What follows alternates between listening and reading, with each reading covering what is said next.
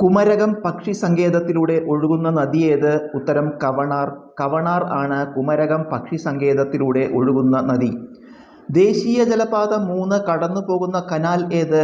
ഉത്തരം TS canal അഥവാ Thiruvananthapuram Shoranur canal.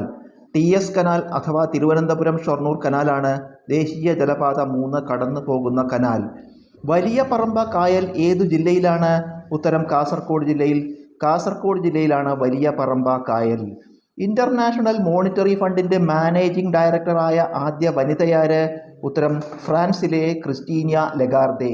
ഫ്രാൻസിലെ ക്രിസ്റ്റീനിയ ലഗാർദെ ആണ് ഇന്റർനാഷണൽ മോണിറ്ററി ഫണ്ടിന്റെ മാനേജിംഗ് ഡയറക്ടറായ ആദ്യ വനിത. ലോകബാങ്കിന്റെ ആദ്യ പ്രസിഡന്റ് ആര്? ഉത്തരം യൂജിൻ മേയർ.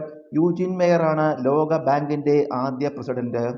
2012 ഏത് ക്ഷേത്രത്തിന്റെ 1000 വർഷം പ്രമാണിച്ചാണ് 1000 രൂപ നാണയം പുറത്തിറക്കാൻ തീരുമാനിച്ചത്? ഉത്തരം ബൃഹദീശ്വര ക്ഷേത്രം. 2012 ബൃഹദീശ്വര ക്ഷേത്രത്തിന്റെ 1000 വർഷം പ്രമാണിച്ചാണ് 1000 രൂപ നാണയം പുറത്തിറക്കാൻ തീരുമാനിച്ചത്.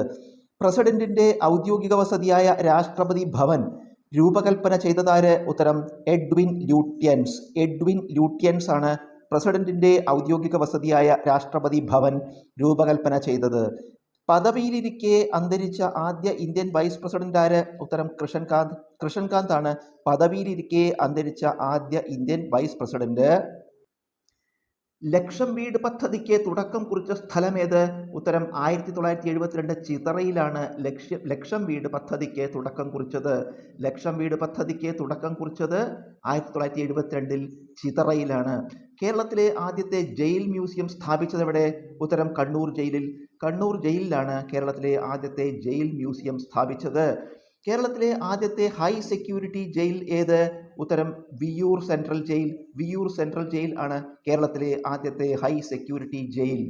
കുടുംബശ്രീ പ്രവർത്തനം ആരംഭിച്ച സമയത്തെ കേരള മുഖ്യമന്ത്രി ആര്? ഉത്തരം ഇ കെ നായനാർ.